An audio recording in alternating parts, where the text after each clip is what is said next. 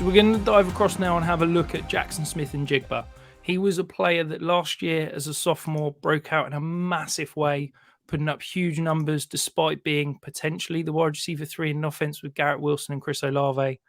He's had a hit and miss season, but still an elite prospect.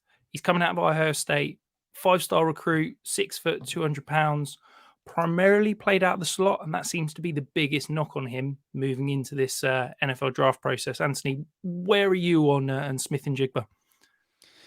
JSN is still wide receiver 1 for me. I feel like we went through that little bit of time, like shortly after the end of college season, when the college football playoff was rolling on, where people started to kind of poke some holes in JSN because, of course, we didn't see a whole lot of them this year. He had that nagging kind of hamstring injury, and I think it gets easier when you're not like week in, week out watching a guy being like, oh yeah, this is a special sort of talent.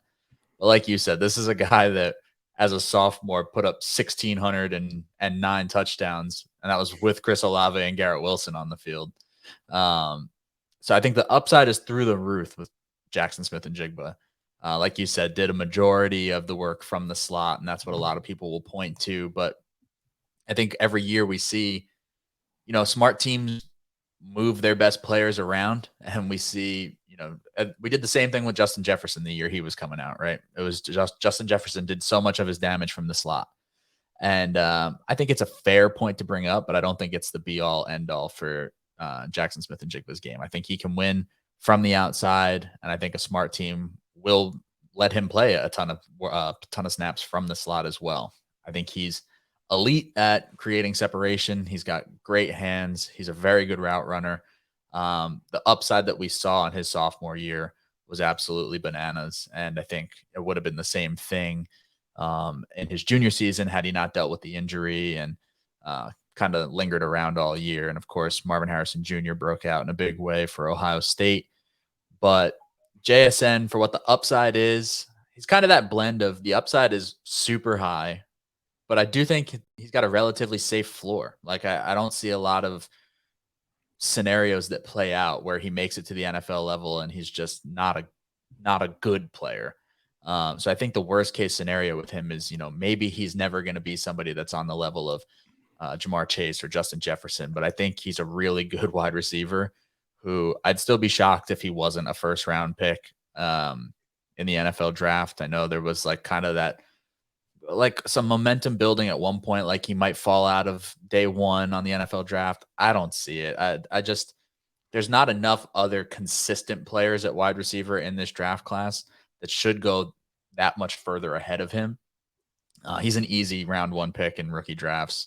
I'd be comfortable taking him anywhere from, the 104 or 105 on, depending on, format and all that good stuff. But I think he's pretty close to an elite talent. And I think it's, for the wide receiver class as a whole this year, we got a little, spoiled with these past couple of years where Garrett Wilson and Chris Olave and Drake London, and then, Chase and Jefferson, and there was just hit after hit, Jalen Watt, all these guys keep coming out. So then this year it's like, oh, well, there's not a player on the level of Jamar Chase or Justin Jefferson.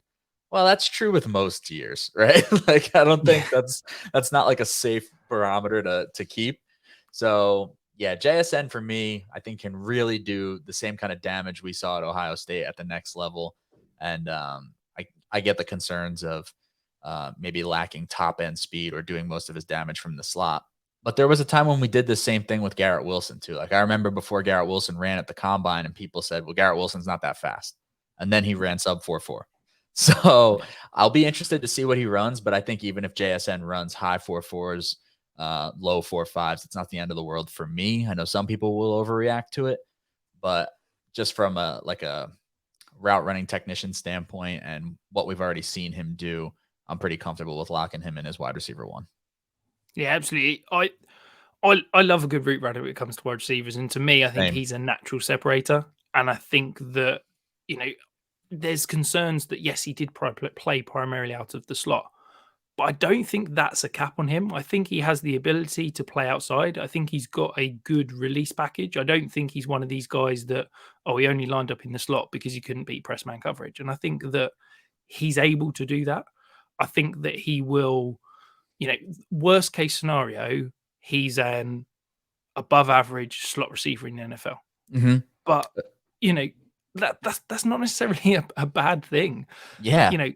Christian Kirk, Chris Godwin, Jerry Jeudy, Amon-Ra St. Brown, CeeDee Lamb, Cooper Kupp all saw over 50% of their targets from the slot last year.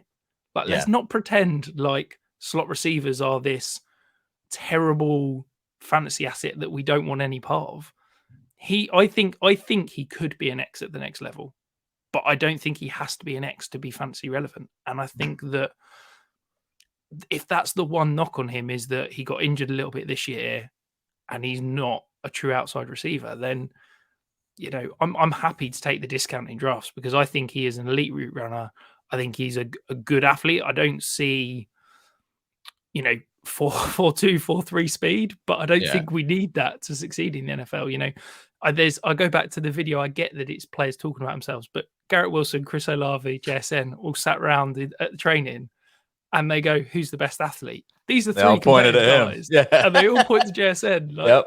Garrett Wilson and Chris Olave are good enough athletes that they have broken out in a massive way in their rookie years, and they both said that this guy's a better athlete than they are. Yeah, I'm in. I think easily top 5 in Superflex. I'd potentially be happy with him at 103. I've got him in the same tier as Stroud and Gibbs, and I think that all three of them are interchangeable at the moment. Yeah, I think it's kind of, I love the one thing you said, because I think it's kind of this sort of antiquated, like old trope of like, oh, he's a slot receiver. And you made the point of all those guys who played more than half their slot or half their snaps from the slot.